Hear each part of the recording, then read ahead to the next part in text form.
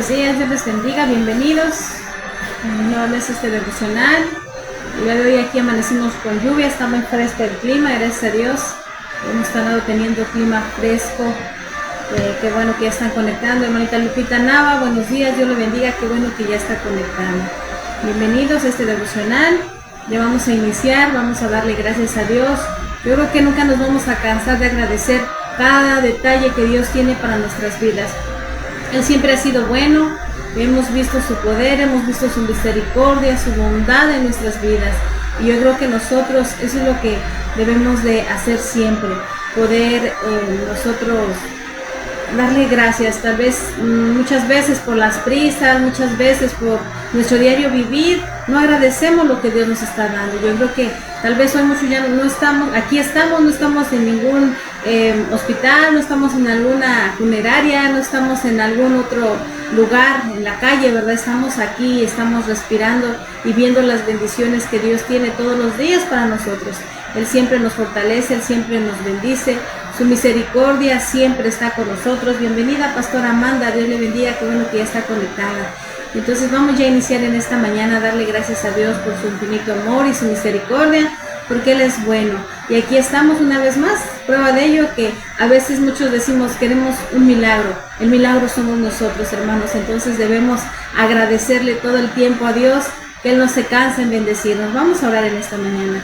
Padre bendito, gracias Señor, te damos en esta mañana, una vez más venimos delante de tu presencia, Señor, dándote gracias, Padre Santo, Señor, porque nuevamente, Señor, se ha renovado tu misericordia en nuestras vidas.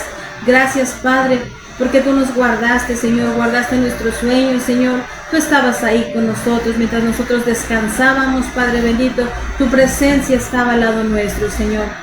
Y hoy, Padre bendito, nos has regalado un nuevo día, Señor, nos has regalado una nueva oportunidad, Señor, y aquí estamos una vez más, abriendo nuestros ojos, Señor, y viendo tu misericordia, viendo tus favores, Señor, sobre nuestras vidas. Muchas gracias, Padre bendito, por el milagro que tú nos das, Padre. Muchos tal vez hoy ya no despertaron, muchos tal vez, Padre bendito, están en algún otro lugar, Señor, pero nosotros estamos aquí, Padre bendito, en esta mañana, iniciando este devocional y agradeciéndote tu infinito amor, tu infinita misericordia, porque nunca te has cansado en bendecirnos, Señor.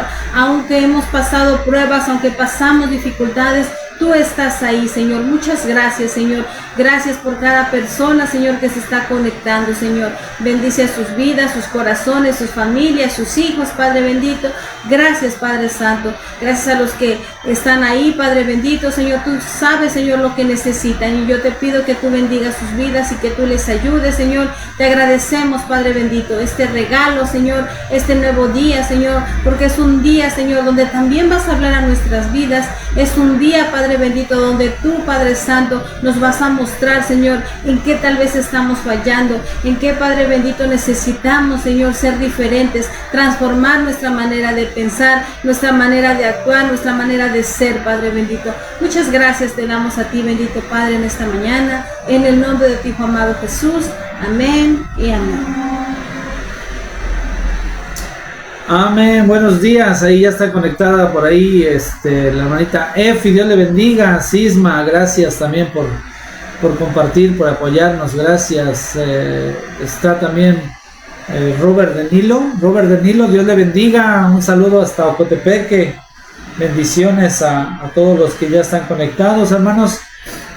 Quisiera yo que pusieran mucha atención, hermanos, porque esta palabra a mí me ha sorprendido, porque estuve estudiando acerca de todo el proceso, hermanos, que ha tenido la palabra de Dios, hasta todo el proceso, hermanos, que ha tenido que pasar la palabra de Dios para que llegue a estar en nuestras manos, para que llegue a estar en un lugar de prominencia en nuestras vidas, un lugar importante en nuestras vidas. Y quisiera yo darles algunos datos, hermanos, como introducción al tema, hermanos, darles unos pequeños datos de que la palabra que hoy tenemos, hermanos, aquí ha tenido un proceso de más de 1500 años. Más de 1500 años tuvo que pasar para poder ser escrita. Aproximadamente desde el año 1500 antes de Cristo hasta el año 100 después de Cristo, hasta el último apóstol que escribió Apocalipsis. fue escrita esta palabra, hermanos, y las personas que tuvieron esta palabra después de que fue escrita tuvieron que pasar muchas persecuciones, hermanos. Mire, fue escrita por al menos 40 autores, 40 escritores, hermanos, escribieron esta palabra. Y toda la Biblia, hermanos, toda la Biblia está unida entre sí, tiene referencias desde el Génesis hasta el Apocalipsis, todas hablan de lo mismo, o sea, todo tiene más de 1000 referencias que están escritas en la Biblia, hermanos, o sea, son cruces entre el Antiguo y el Nuevo Testamento, hermanos, y más de 300 citas bíblicas mencionadas en el Nuevo Testamento acerca del Antiguo Testamento, ¿sí?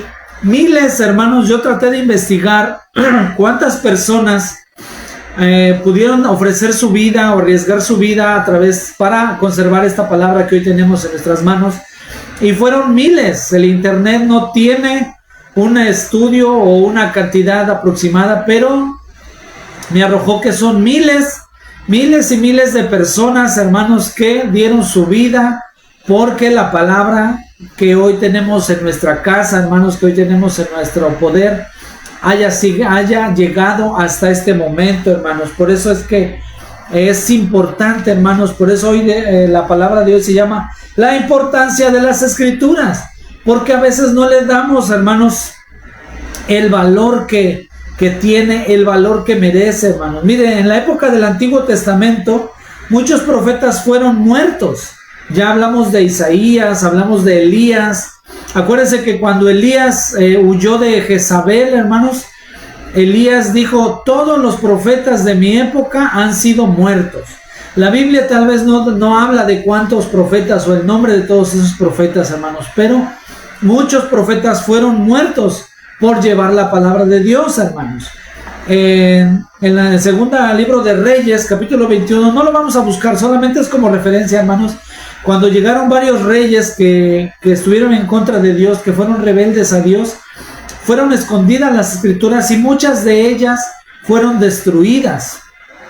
Ahora, ya en el Nuevo Testamento, ya en el tiempo de Jesús, hermanos, ustedes conocen toda la persecución que hubo, desde el primer muerto, desde el primer mártir, que fue Esteban. Después llegó un emperador que se llamaba Nerón, el emperador Nerón. Si ustedes gustan buscar ahí en el internet, hermanos, el emperador Nerón fue un perseguidor de la iglesia que quemaba vivos a los cristianos, los quemaba vivos, los encarcelaba, los mataba, los torturaba y los crucificaba, hermanos. Miles de personas fueron muertas, hermanos, por conservar estas Escrituras que hoy tenemos hoy, hermanos. Si ustedes han visto alguna serie, alguna película, hermanos, cuando se recibía una carta, por ejemplo, del apóstol Pablo, del apóstol Pedro, ellos la conservaban muy bien para que pudiera llegar hasta nuestros días, para que no fuera destruida, y aquellos a quien se les encontraban esas cartas, pues eran muertos o eran encarcelados o hasta eran exiliados.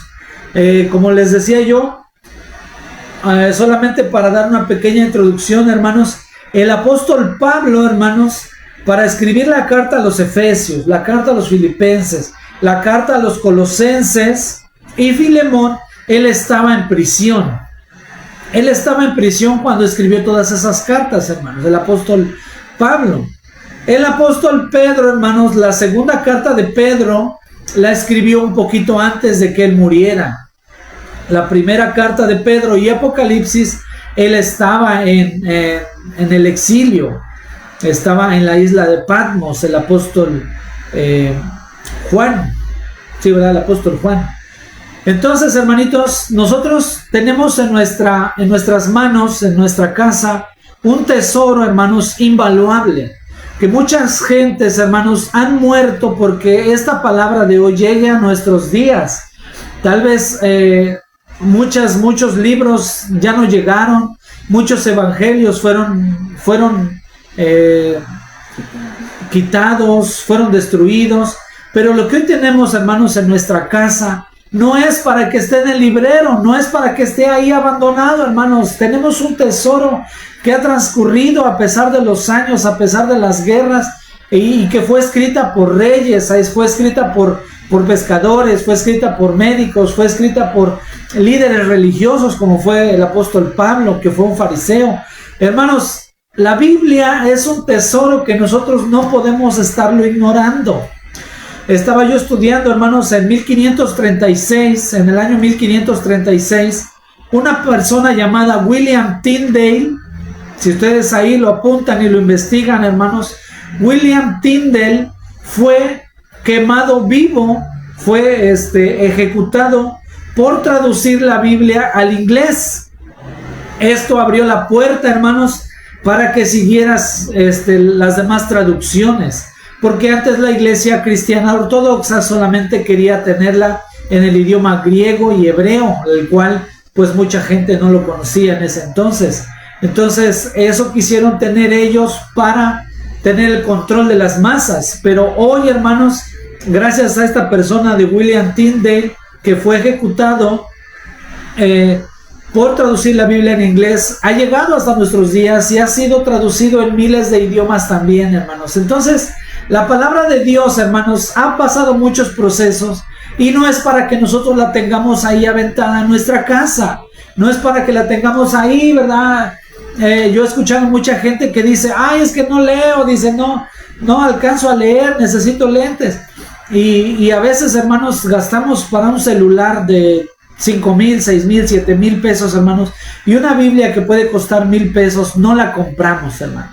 No gastamos para una Biblia. Mire, por último, las referencias, hermanos, es que aún hoy en la actualidad, muchos países tienen prohibido la lectura de la Biblia. Muchos países matan y encarcelan a aquellos que tengan la Biblia. Y miren, algunos países como es Corea del Norte, Somalia, Libia, Arabia Saudita, Sudán, no solamente meten a la cárcel al que tiene la Biblia, sino matan a toda su familia. O sea, la palabra de Dios, hermanos, si nosotros le pusiéramos un poquito de atención a lo que les estoy diciendo, hermanos, podríamos entender el gran valor y la importancia y el tesoro que es la Biblia, hermanos, la escritura de la palabra de Dios. Si nosotros leemos, hermanos, la segunda carta a Timoteo, capítulo 3, versículos 16 y 17, ahí nos dice cuánta importancia tiene, a pesar de todos estos datos que yo les di hoy, hermanos, a pesar de toda la historia, los autores, todo el proceso que ha tenido la Biblia. El apóstol Pablo dijo en 2 de Timoteo capítulo 3, versículos 16 y 17, dijo esto, hermanos. Toda la escritura es inspirada por Dios y útil para enseñar, para redarguir, para corregir, para instruir en justicia, a fin de que el hombre de Dios sea perfecto, enteramente preparado para toda buena obra. Hermanos, la palabra de Dios es inspiración divina. Pues tengo que decir, es inspiración de Dios. Por eso, hermanos, es que a pesar de los años, a pesar de las persecuciones, a pesar de tanto muerto que ha habido por causa de la palabra, es por eso que hoy se sigue conservando. Es por eso que hoy la tengo aquí, hermanos, para que le demos el valor que merece, el valor que tiene la escritura, hermanos, porque es inspiración divina. Ahora la vamos a leer en la Nueva Traducción Viviente, esa misma cita, hermanos. Toda la escritura es inspirada por Dios y es útil para enseñarnos lo que es verdad y para hacernos ver lo que está mal en nuestra vida. Nos corrige cuando estamos equivocados y nos enseña a hacer lo correcto. Dios la usa para preparar y capacitar a su pueblo para que haga toda buena obra. Hermanos, es importante leer la escritura, es de vital importancia. Ayer veíamos, hermanos, que la escritura es nuestra luz, la luz que va a alumbrar nuestro caminar, hermanos. Y hoy vemos el por qué, porque es inspiración divina. Si tú, hermano, quieres que Dios te hable, hermano, tú abre tu Biblia y busca ahí alguna palabra que tú sientas que Dios tiene para ti, hermano. Mire, yo en lo personal, hermanos, hubo una ocasión que yo quería dejar el ministerio porque tenía yo mucha presión, recibía yo ofertas de trabajo y no las podía yo aceptar porque yo estaba sirviendo en la obra.